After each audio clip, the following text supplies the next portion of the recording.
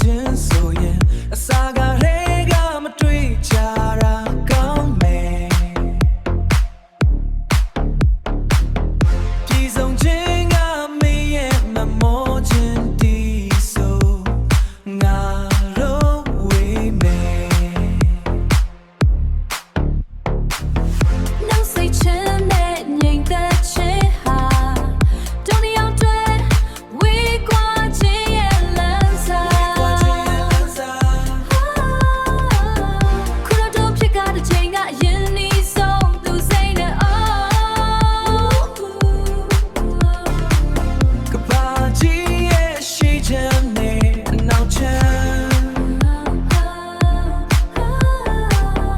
ဘောင်းစမရတော့တဲ့မြင်ပြိုင်နေတဲ့ကြောင်းလား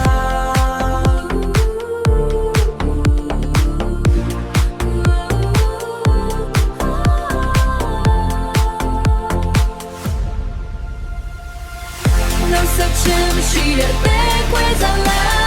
ဒုနီယောက်ရဲ့ချမ်းမများလဲမိုးနဲ့တူပြောင်းခွေမျောလင်းချင်းကင်းမဲ့တဲ့နေရတွေ့တဲ့ခက်ခက်ခဲခဲသက်ဆက်ရှင်မဲ့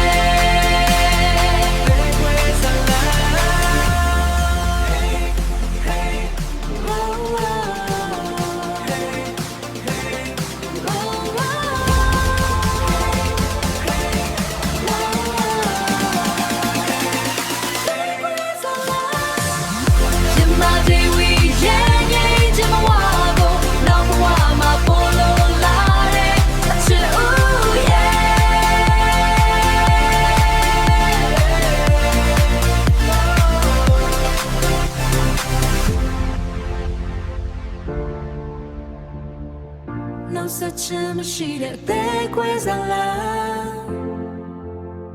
အသေးခွဲစားလာ